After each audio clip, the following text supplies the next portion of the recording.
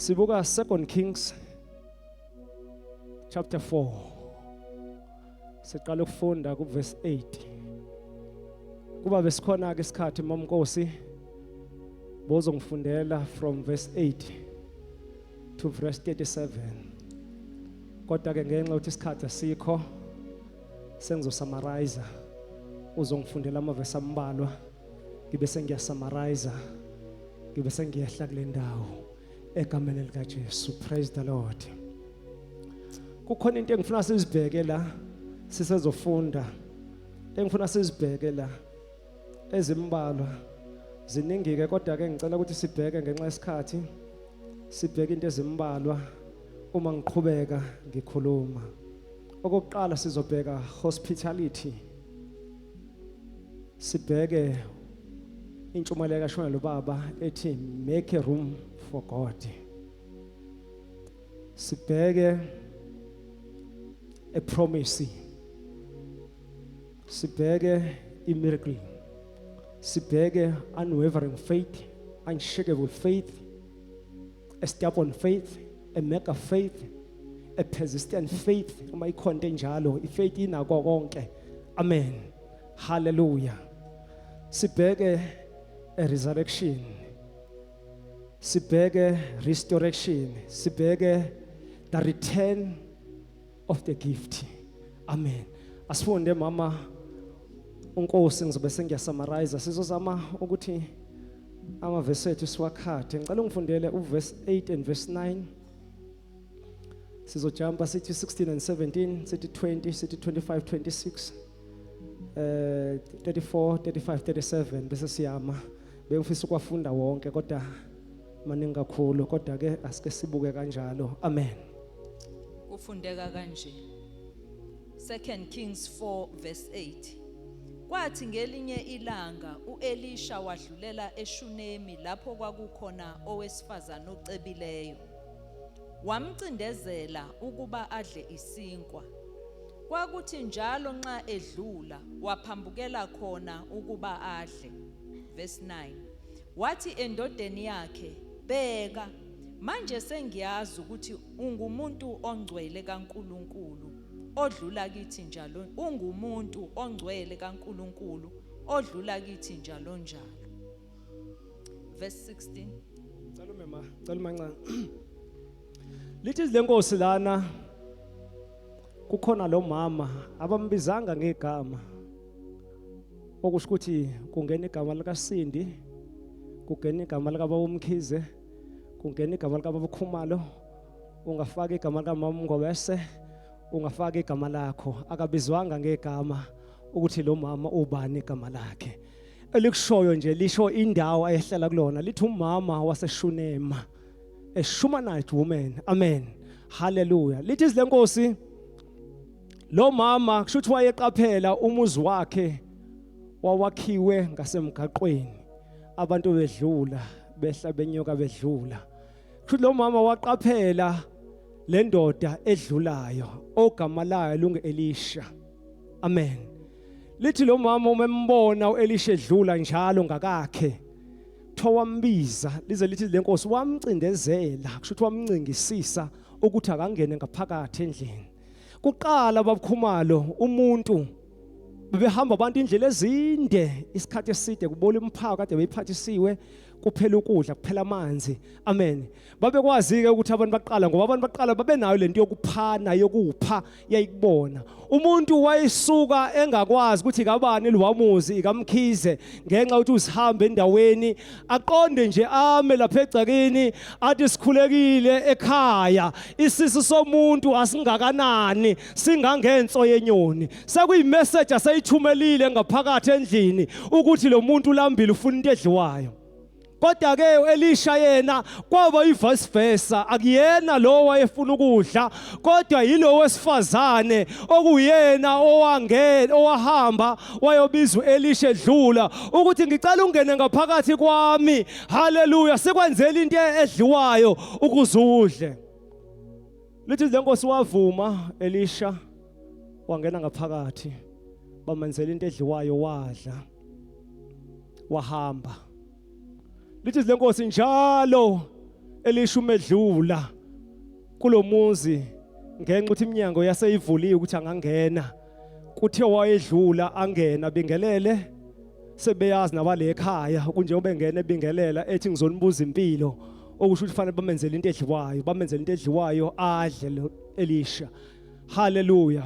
Thwawedlula ke ngena ke kalomama anikeze into edliwayo adlula.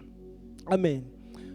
Wesifazana ohlakaniphileyo uthe endodeni yakhe kuverse 9 uthe endodeni yakhe baba lo muntu ongena le ekhaya njalo is not a just ordinary man. Umuntu kaNkuluNkulu lona. Bazalwane uyabonakala umukholwa. Unophawu wena owabeka lona. Uhamba nophawu uyabonakala. Unengubo oyigqokisiwe wena. Uyamuzwa lo mama uthi baba utshela umyeni wakhe lo muntu ongena le ekhaya esho Elisha lo muntu ongena la ekhaya umuntu kaNkuluNkulu lo ongena le ekhaya. Haleluya. Usathi ke endodeni yakhe baba ngiyacela ukuthi senze ikamero eliphezulu. Make a room for God. Senze ikamero eliphezulu. La okuzothi lo muntu kaNkuluNkulu umedlula angafiki nje ngokuthi adle abe siyadlula kodwa umefika akathola indawo akathola a guest house la izongena khona aphumule adlalale. Praise the Lord. Yavuma indoda yathi ma sowushe khona. Hallelujah. Nkosikazi wami usho khona asiode imaterial yokwakha bayiode imaterial yokwakha bafuna umuntu ozobuilda ngiyaparaphrase abazalwane bafuna umuntu ozobuilda iroom ephezulu hayi iroom ephansi iroom ephezulu iroom ephezulu yakhiwayo thayakhiwa ke le room yaqedwa thoyathi uma iqedwa bathi yabona bese siqedile asifake ifurniture phakathi thoba ifake ifurniture odd furniture yalandwa thoba bafaka ifurniture bafaka ifurniture ewu4 ebalwayo thoba bafaka umbhede wokuphumula kwafaka isihlalo ayizohlala kusona umuntu kaNkuluNkulu mefikile bafaka isibani ayizokhanyisa uma edinga isibani. Hallelujah. Praise the Lord. Hallelujah. Bafaka itafula azothi uma efunda incwadi zakhe abeke etafuleni ahlale esihlalweni bafaka into ezo4. Hallelujah. Bayakhe iroom. Lithi lenkosi ngelinye ilanga Elisha edlula wangena le ekhaya. Uthe uma engena le ekhaya bathi sebemenzela ukudla bathi ke namhlanje Elisha ngeke ke namhlanje uhambe uzolala namhlanje sine room esikwakhele yona. Hospitality alomama kumuntu kaNkuluNkulu babakhele iroom sebethi ke manje naka uma ufika le ekhaya ngeke usadlula udlu uhambe kodwa namhlanje njengoba ufikile nje sowuzofika ulale ngoba sesikwakhele iroom. Bazalwa let's make a room for God.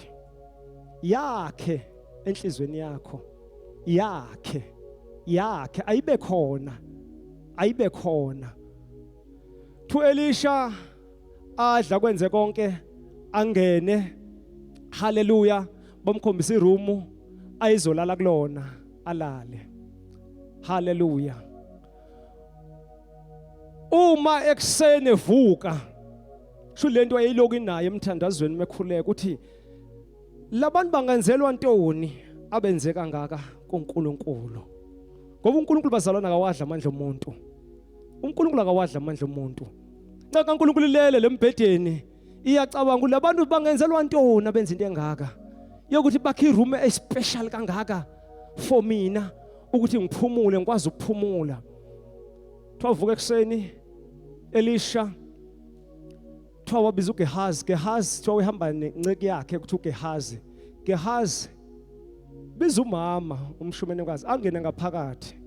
Twawambiza ngaphakathi wangena. Twawuthe uma ngena lo mama emaphambi kwa Elisha uthi Elisha mama yintoni ofuna uNkulunkulu akwenzele yona? Ufuna noma sikhulumele enkosini ephethe la noma sikhulumele kumholi noma kumphathi wempi? Uthi lo mama hayi umuntu kaNkulunkulu ngihleli phakathi kwabantu bakithi ngivikelekile, abantu bakithi laba abaphethe la ngivikelekile, ngiright, ngivikelekile. Thwaphume lo mama ahambe. Athi umehamba athi Gehazi, lo mama yini angenzelwa yona, ngoba ngiyeza ukuthi kufanele kukhona into esimenzela yona.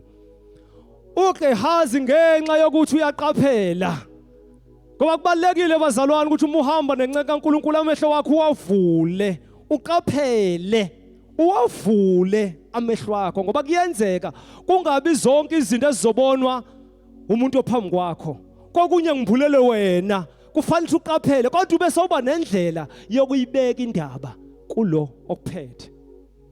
Uthi uGehazi kuElisha, uyazi silokhu safika le ekhaya, angakaze ngibone ngane igijima lecekeni, angakaze ngizwe noma bexoxa laba bale ekhaya ubaba nomama bethi ingane yabo mhlawumbe ivakashile, angakaze ngizwe nje bekhuluma ngengane. Futhi angikaze ngibone nalecekeni mhlawumbe ngibone imoto, amathoyizi emoto noma amabhayisikili afile, okusho ukuthi ikhona indodana le ekhaya. Engathi into eyisidingo sale ekhaya ukuthi abanayo indodana. Abesethi uGehazi, ngoba nawe uGehazi futhi uphinde umqaphele, abesethi uGehazi, inkinga ekhona umuntu kaNkulunkulu, indoda yalo mama isindala, ngeke samthola umntwana. Usho kubani? Usho kwindoda kaNkulunkulu, into ekhuluma izinto ebumnyameni zenzeke, into ekhuluma qaqeka isibeletho. Haleluya. Wathi mbize, biza lo mama ngene ngaphakathi, mbize. Wangena lo mama wama lapha phambi kwaElisha. Wathi mama, uNkulunkulu wakho usekhumbule. Awufunde mama Nkosi, ngingaparaphrase one way lelozwi. Haleluya. Verse 16. Wathi ngalesi sikhathi ngomnyaka ozayo uyakusingatha indodana. Wathi hayi Nkosi, wena muntu kaNkulunkulu, ungaqamba manga encekazini yakho. Kepha owesifazane wakhulelwa, wazala indodana ngaleso sikhathi ngomnyaka olandelayo, njengokusho kaElisha kuye. Verse 20. Yamthatha yamyisa kunina, wahlala emathangeni akhe kwaze kwaba semini, wafa. Verse 24. Wayesebophela imbongolo, wathi encekwini yakhe, qhuba uhambe njalo, ungangimise ekuhambeni uma ngingakutsheli. Verse 25. Wayesehamba-ke wafika kulowo muntu kaNkulunkulu entabeni yaseKhameli. Kwathi lapho lowo muntu kaNkulunkulu embona esekude, wathi kuGehazi inceku yakhe, bheka nanguya umshunemikazi. Ake ugijime umhlangabeze, uthi kuye, usahlezi kahle na? Indoda yakho isahlezi kahle na? Umntanakho usahlezi kahle na? Wathi sisahlezi kahle. Verse 29. Ngicela weqe ma, verse 34 and 35 and 37 seko right. 34. Wakhuphuka walala phezu komntwana, wabeka umlomo wakhe phezu komlomo wakhe, namehlo akhe phezu kwamehlo akhe, nezandla zakhe phezu kwezandla zakhe. Lapho esekhothama phezu kwakhe, inyama yomntwana yafudumala. Wayesebuya wahamba khona endlini, waya emuva, waya phambili, wakhuphuka, wakhothama phezu kwakhe. Umntwana wathimula kasikhombisa, umntwana wavula amehlo. Wayesembiza uGehazi wathi, mbize lo mshunemikazi. Wambiza, esengene kuye wathi, thatha indodana yakho. Verse 37. Wayesefika, wawa ngasezinyaweni zakhe, wakhothama phansi, wayithatha indodana yakhe, waphuma. Amen. Nginikezeni 10 minutes ngiqede bazalwane egameni lika Jesu. Amen. Lithi lenkosi ke wabe siyambiza ke uElisha, wangena lo mama, wangena ngaphakathi. Usethi kuyena ke, mama, ngalesi sikhathi ngonyaka ozayo wena uzobukhona umntwana. Uyaphendula lo mama uthi ungadlali ngami umuntu kaNkuluNkulu ngoba uyasazi isimo sakhe eshikashikeka efuna umntwana engamtholi umntwana kodwa ngenxa lesiprofeto sendoda kaNkuluNkulu ngalesikhathi ayikhuluma indoda kaNkuluNkulu kwabe qaqeka isibeletho salomama haleluya ethi ngalesi sikhathi ngonyaka ozayo wena uzobuncelisa wena uzobugona umntwana amen haleluya lithi lenkosi waphuma umama haleluya kuthiwa ngonyaka olandelayo umama wathola umntwana wabeletha umntwana womfana amen lithi lenkosi esekhulile lo mfana iminyakana nje haleluya lithi lenkosi wahamba edlala egcekeni wathi kuma ngicela ukuthi ngiye kubaba ubaba kuthiwa wayesemasimini evuna haleluya kuthiwa wayesekhulile nje kancane kuthiwa wagijima wafika kubaba wathi ubefika kubaba wathi umfana la ngafa ikhanda kubaba wakhe wathi ubaba wakhe nceku yami thatha umntwana umbuyisele kumama ekhaya njengoba egula praise the Lord wamthatha wambuyisele ekhaya wathi umefika ekhaya wambamba umama wambeka emathangeni wafela emathangeni how's painful kulo mama ukuthi isipho sakhe kade sethokoze kangaka ngaso sifa phambi kwakhe sifele emathangeni haleluya uNkulunkulu namhlanje bazalwane ngingakaqedi uzovusa izinto zakho ezafela emathangeni akho uzovusa izinto zakho ezafela kuwena haleluya lithi umntwana umama umeshona umama akabizanga imoto yamakhaza mhlambe kuba kwawuwena wawuzofonela imoto yamakhaza mhlambe wawuzohayiza umemeze omakhelwane kuthiwa lo mama waba nobuhlakani obavela kuNkulunkulu waba nefaith unwavering faith unshakable faith abanayo lo mama praise the Lord thawamthatha umntwana wakhuphuka naye ezitebhisweni wayembhedeni wendoda kaNkulunkulu thawafike wavula umbhede wambeka phakathi wamboza embhedeni mayindulo umntwana ufile praise the Lord thawehla waya kumyeni wakhe wafike wathi baba ngicela ungiboleke imbongolo nenceke yakhe yodwa ingikhaphe ngifuna ukubheka umuntu kaNkuluNkulu Elisha uthi umama uthi ubaba kwenze njani akakabi isikhathi sokuvuna nje futhi akulona isabatha kwenze njani mama uthi hayi unganaki ngifuna ukubona umuntu kaNkuluNkulu akamtsheni ngoba ukube wamtshena mhlambe wayizokhuluma amazwi ayizodala ukuthi umntwana angafi kukhona izinto mazikwehlela ongafanele utshene noma ubani thula kuNkulunkulu wakho uyabona uNkulunkulu yakho uyezwa ukukhala kwakhe enhlizweni muze uhamba utshena wonke umuntu inkinga obhekene nazo ngoba umunye ngeke akusize kunaloko uzokhuluma amazwi azokulimaza lento ngayifundiswa umangi hijack ngo2021 ngifuna ukuxoxa ngixele abafowethu bomndeni uthi uma hey yakhola uma uthi hey ungahamba ukukhuluma yonke into pain odlula kuyona ubothula kwesesikhathi ubheka uNkulunkulu ungalokho khamba ukukhuluma ngoba bazokutshela into abazosuke bayisho oqala bazothi hamba obheka kona le moto ngesikhathi ufika wake wayichela ingenyongo bese uyalimala musu uhamba utshena bonke abantu izinto la bazokutshena amazwi azoconfuse kanti udlula esimeni nje uNkulunkulu wenza ngamasibomo udlule kuleso simo bahamba ukhuluma yonke into la utshena abantu bazokulimeza abantu bazokwenza ingane yakho efile ukuthi ingavuki ngenxa sokhulumile ngayo bona bazothi angimbiwe babiza amadoda ukuthi angimbiwe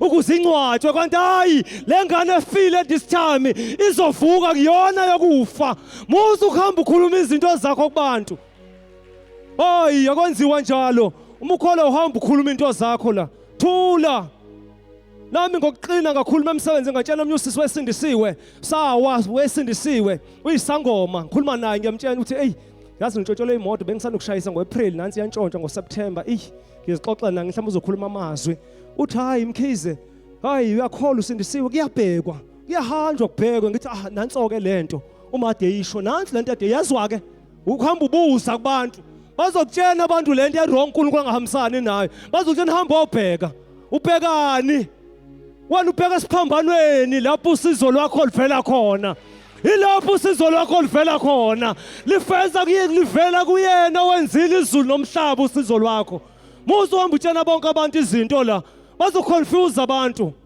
bazoconfuse abantu lokubatshela ukuthi hayi angimthola umntwana, bazongineza yonke le mithi yokuthi isihlambezo yini. Icebo likaNkulunkulu kuba lizofezeka lihlehle. Mhlambe sekusala iminyaka emibili ukuthi le nto ufanele ukuthi uyimukeliswe, ihlehliswe iminyaka ngenxa yokuthi uhambo uconsulta, ubuza kubantu abarongo abazokusa kuma altar arongo. Hallelujah. Hallelujah. Akhanje khulunywa lotshena abantu izinto. Praise the Lord. Uyamnikeza ke ubaba, unikeza umama inceku nembongola icelile ukuthi ahambe aye kumuntu kaNkulunkulu. Uthi ke before bahambe uthi before bahambe ngoba ibalekile nalento bazalwane. Uthi incwadi kaMshumayeli abantu ababili abakuyihamba indlela bengavumelananga. Yamuzwa lo mama uthini ke manje kule nceka hamba nayo. Uthi lalela la, njengoba sihamba nje indlela yaziwa yimina. Uma ngithi wena qonda uzoqonda, uma ngithi jika uzojika, uma ngithi ima uzoma. Ngoba uyena owaziyo lo mama ukuthi kiwapi. Hayi lo hambayo uzolokuthi awusasihamba isikhathi eside, sengikhathele, ngifuna amanzi, imbongolo ifuna utshani. Uthi uzozwa mina ngoba kwezinye isikhathi ufuna ukukhuluma izwi lakho liqonde lime lithi nto. Praise the Lord. Bayahamba ke nalo mama umshunamikazi nenceki yakhe le ahamba nayo nembongolo. Kuthiwa wathi umenyuka entabeni yaseKhameli. Hallelujah. Wathi enyuka thawambona uElisha ngaphesheya ukuthi Gehazi lo wamuntu oqhamuka lapha yangembongolo engathi lo mama lo esamkhulekela wathola umntwana. Awuhambe Gehazi uye kuyena ngoba indlela ezangayo kungathi khona inkinga anayo, kodwa imbulwanga kumina. Awuphuthume umhlangabeze. Ingelosi ziyakuhlangabeza nento zakho namhlanje. Usentabeni yaseKhameli namhlanje. Ingelosi ziyakuhlangabeza nento zakho. Sisentabeni yaseKhameli namhlanje. Thowa gijima uGehazi wamhlangabeza umama. Wafika wambuza, mama kuhamba kahle ekhaya, umyeni wakho right? Wathi hayi right. Umntwana unjani? Wathi hayi umntwana uright, umntwana uyadlala egcekeni uyagijima manje umntwana ufile usembhedeni. Yamuzwa ukhuluma into positive. Umntwana uyadlala ugijima igceke avehlupha lowo. Hallelujah. Wathi all is well, konke ku right, konke kuhamba kahle. Bazalwane uma sawukhola unefaith usho njalo. Izimo zingahambi kahle. Hale uma uphuma kade ukhala inyembezi. Ukhala umbhede wakho bowumanzi inyembezi ubusuku bonke. Kodwa uma uphuma la ngaphandle abantu bekubuza mamsona ukuthi kuhamba kanje. Uthi all is well. All is well, all is well, all is well, all is well. Konke kuhamba kahle. Kuyabheda uyazi wena uthi konke kuhamba kahle. Hallelujah. Ungahamba ukhuluma yonke into la uthi kuyabheda. Bazalwane izwi lenkosi lithi ngemlomo yethu siyadala. Uma udala ukufa uzokubona ukufa. Kodwa uma udala ukuphila uzokubona futhi ukuphila. Ingakho lo mama kuGehazi uthi all is well, konke kuhamba kahle, konke kuhamba kahle. Thowa bembuza wathi uphi Elisha? Wathi uGehazi na ngiyaphesheya. Thawehle embongolweni, mhlawumbe welapha phesheya. Thawehle embongolweni. Wagijima ngeenyawo waqonda kumuntu kaNkulunkulu. Wathi umefika kuElisha kumuntu kaNkulunkulu thawawa ngamadolo waguqa wakhala. Hallelujah. Kuthiwa wakhala isililo esinomunyu. Hallelujah. Kuthiwa wakhala kakhulu kabuhlungu kuElisha. Kuthiwa wasondela uGehazi wazozama ukumsusa kuElisha indoda kaNkulunkulu. Lo mama oguqile umbamba inyawo ekhala. Wathi no Gehazi ungamthinti. Lo mama lona une pain esenhlizweni yakhe. Hallelujah. Uthi lo mama isikhalo sakhe umuntu kaNkulunkulu ngasho ngesikhathi unginikeza isiprofeto ukuthi ungadlali ngami. Hallelujah. Ungadlali ngami. Lengane lena owangithembisa yona isifile. Impela amaze ngangiwakhuluma ukuthi udlala ngami aseyabonakala njengamanje ngoba lengane isifile. Wathi uElisha, Nkosi, ubungangibhulela ingani lesi simo salo mama engakafiki la. Wathi Gehazi, phuthuma, thatha nansi induku yami uhambe kalo mama ufike phezu kwengane uyithandazela ubeka induku. Ngicabanga induku yeZayoni le eyisikhali iyaqhamuka lapho. Kuthiwa wathi uma efika wathi thatha induku yami ugijime uye khona. Kuthiwa wayithatha, haleluya, uGehazi induku. Wathi Gehazi, nawe njengoba uhamba nanka amazwi engikutshena wona, ukuthi umhlangana nomuntu endleleni ekubingelela ungamphenduli, amazwi lofuna uwezwe la. Futhi umhlangana nomuntu ungambingeleli until uzufika enganeni uyibeka isikhala, ubeka induku phezu kwayo izovuka ingane. Wathi hamba nayo. Wathi umama, hayi angihambi nalo, mina ngize kuwena muntu kaNkulunkulu, mina ngazi wena wakhuluma isiprofeto. Ngoba bazalwane, uyazi isiprofeto sento yakho lefile ukuthi saqhamuka kanjani. Kufanele ubuye kwisource, buya kwisource. Moto yaMercedes umifa ibuyisela kaMercedes kuze ibuye right. Moto kaBM umifa ibuyisela kaBM ngoba bayayazi ukuthi bayakhe kanjani, bazi yonke into ngaleyo moto. Thowathi mina angihambi mina noGehazi, ngihamba nawe mina. Wahamba uGehazi yedwa wafika. Mhlambe uGehazi asazi ke endleleni, mhlambe wakhuluma nabantu ahambe exoxa, asazi ngoba kuthiwa wafika wabeka induku phezu kwengane wayibeka yangavuka ingane. Kuthiwa wabuya, kuthiwa wathi umebuya uGehazi wazobuyisa ireport, imessage eyibuyisela kuElisha. Wathi umuntu kaNkulunkulu, ngifikile ingane isembhedeni, ifile ngempela nje ubumamesho, ayiphefumula, ifile ukufa lokwangempela. Kodwa ngithe uma ngiyibeka induku lo ngithume ukuthi ngiyibeke kuyona ayivukanga, ngisho isafile. Wathi uElisha, asambe mama siye ekhaya. Uhamba umuntu wesiprofeto asiprofeta ukuthi lo mama uzothola umntwana. Nasi isiprofeto sifa, nazi into zakho zifa. Sowukhohliwe yini ukuthi wena wazilanda ngomthandazo? Why ungabuyeli kuNkulunkulu la wazilanda khona? Nanga umshado wakho uyafa umshado wakho, uyawubona uphelele ezandleni. Sowuzamile ukuya kuma-counseling, wazama kubo bonke abantu, kodwa umshado wakho wabiza umndeni ama-meeting amakhulu emndeni, kodwa umshado wakho uyafa. Uyawazi lo mshado wakho wawuthola kanjani? Buyela phela kuNkulunkulu wakho la ucele khona. Ngizosho njalo namhlanje, ngizothi buyela kuNkulunkulu wakho la owacela khona. Nansi into yakho ifa, ifele ezandleni zakho. Kungenzeka ukuthi unebhizinisi liyaphela, liyashabalala. Uyazi ukuthi wangena kwi-fasting uze liqhume, wayemthandazweni wakhuleka. Awubuyeli ngani kuNkulunkulu lo walicela khona? Buyela kuNkulunkulu, buyela. Uyazi uNkulunkulu ukuthi livuswa kanjani ngoba uyena owakuphayo. Nabo abantwana bakho bayahlupha, sowuzamile ukubashaya, wenza konke, akukho shintsho, akwenzeki lutho. Kodwa namhlanje ekseni ngizomemeza, ngizothi buyela kuNkulunkulu la wacela khona. Wabuya lo mama ehamba noElisha, bebuyela emzini walo mama. Sengiyavana. Ebuyela emzini walo mama, wafika Elisha wakhuphuka izitebhiso, wangena endlini. Nanga umntwana osembhedeni, ufile embhedeni wenceka kaNkulunkulu. Kuthiwa wamsusa ingubo, wayibeka phansi. Kuthiwa wabesevala umnyango, wangena yedwa uvala umnyango. Kwaba uyena nomntwana noNkulunkulu. Lithi izilenkosi wambamba ngezandla, wagoqa ngamadolo, wambamba ngezandla zombili umntwana. Kuthiwa wahlanganisa ikhanda lika-Elisha nalo mntwana, wahlanganisa umlomo ka-Elisha nomntwana, kwahlangana amehlo ka-Elisha nomntwana.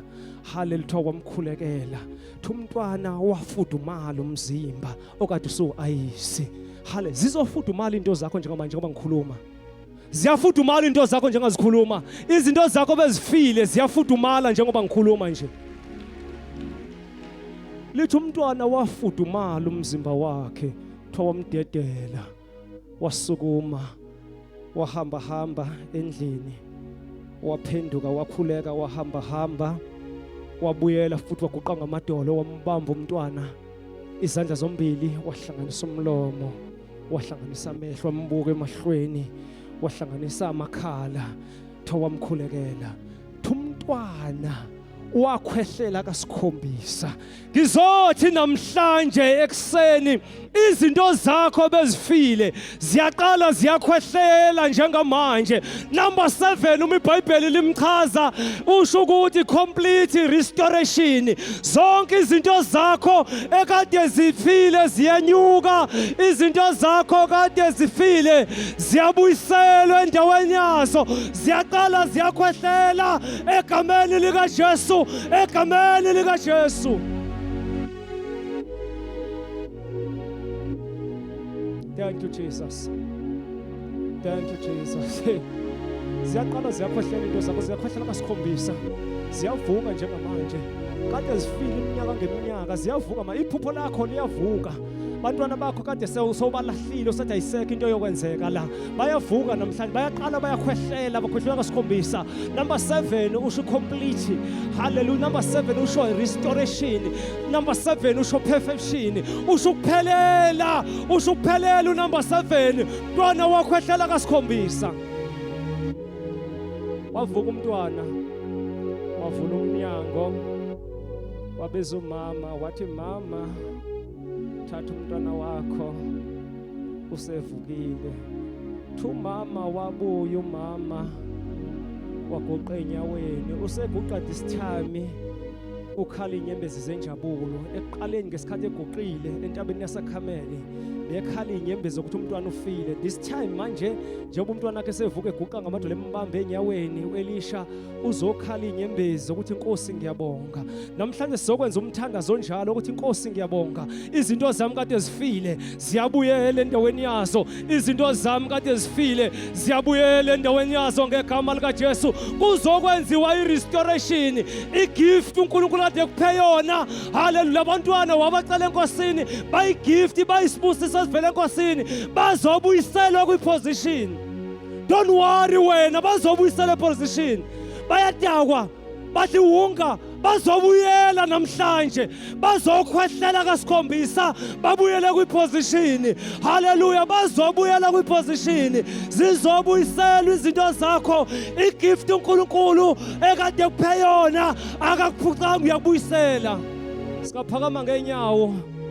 Haleluya. Singaphakama ngenyawo sonke. Mhlawumbe ukhona umuntu olaphakathi kwethu uthi baba uMkhize, into zami kade zifile. Njengoba ukhuluma baba uMkhize Mandaya Khuramasaya, kukhona izinto engizizwa zinyakaza. Ibhizinisi lami kade lifile baba uMkhize, liyabuyela endawo. Bawungagijima sithandaza kanye nawe ekseni. Haleluya. Mhlawumbe uyabona ukuthi izingane zakho azenzi kahle, namhlanje le ngane ziyabuyela kwiposition. Wazigijima uza ngaphambili, gijima uza ngaphambili, into zakho ziyabuyela, into zakho gijima uza ngaphambili. uNkulunkulu phakathi kwethu bazalwane. Praise the Lord. Bebona wena le message beyizele wena. uNkulunkulu bengenza ngikhuluma enye message, kodwa le beyenzelwe wena. Hey, ungabusakhala mawami, mawami ungabusakhala. uNkulunkulu usezibonile inyembezi zakho. Bhuti wami ungabusakhala. uNkulunkulu mama, hey, ungabusakhala. uNkulunkulu uyazibona inyembezi zakho mawami. Ukuthumela ingelosi njengamanje ziyakhongoza. Lithi le Nkosi kwincwadi, haleluya, incwadi ya Revelation ithi kukhona ingelosi ekhongozela inyembezi zethu ezizikhalile, izigijimisi zisenkosini zibuyele zibe worship. Mawami le nyembezi ozikhalayo uNkulunkulu uyazibona, uNkulunkulu uyayizwa inhlungu yakho. uNkulunkulu uzobuyisela. Hayi ungabusakhala mawami, ungabusakhala. uNkulunkulu khona phakathi, ungabusakhala, ungabuyela makhusha, ungashaya izandla zawo, ungabusakhala, ungabusakhala, ungabusakhala. uNkulunkulu uyazibona inyembezi zakho. uNkulunkulu uyayibona inhlungu yami khoma wami, ungabusibhuti wami. uNkulunkulu uyayibona inhlungu yakho, inhlungu yakho uyayibona sisi wami. Baba uSibiya unyuka uze ngaphambili uzothandaza, shaya izandla phezulu, sithandaza, shayela uNkulunkulu izandla. Baba Khumalo, ama-elder ngicela sibabeke izandla bazalwane egameni lika Jesu. Haleluya.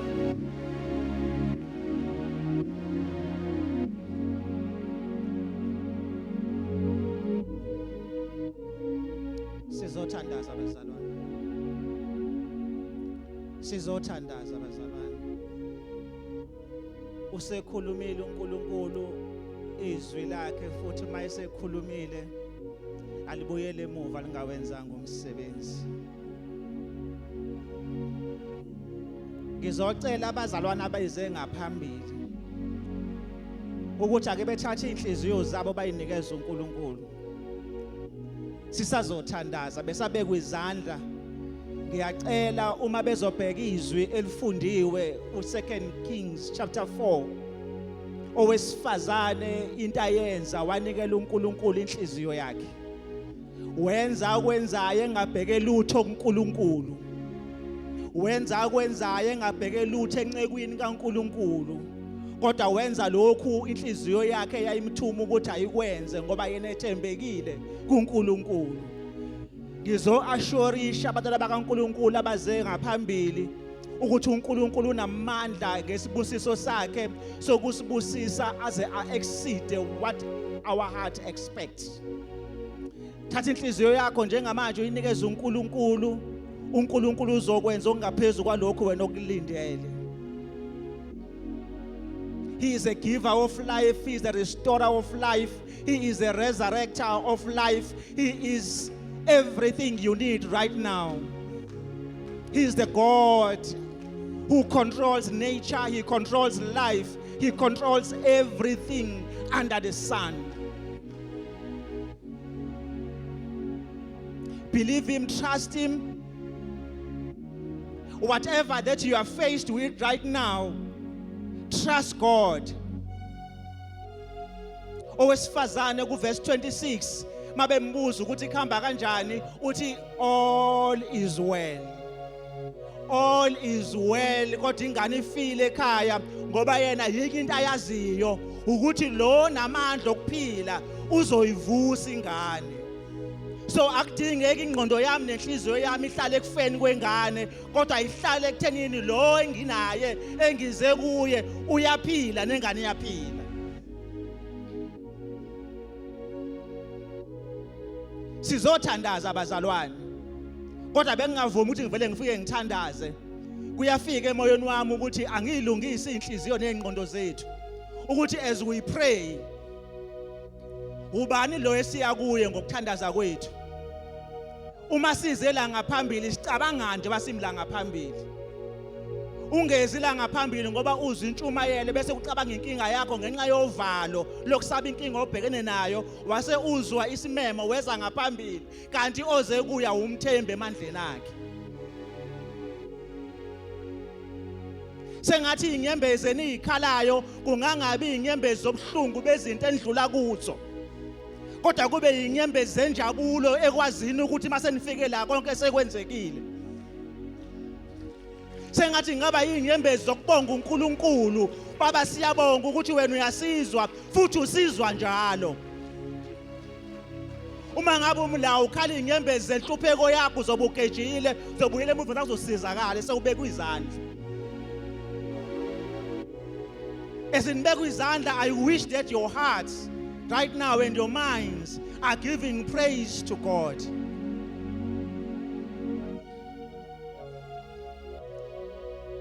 Ungabe usacabanga ngalutho manje, cabanga ngoNkulunkulu onamandla phezu kwakho konke.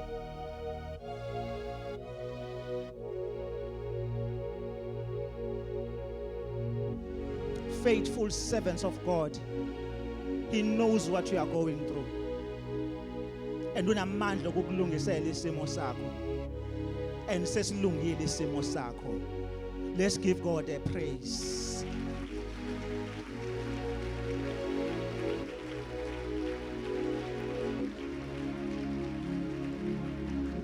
Sizothandaza sonke bazalwane nawo mina ngicela uthandaze ubonga uNkulunkulu. Baba egameni lika Jesu Kristu waseNazaretha. Baba siyabonga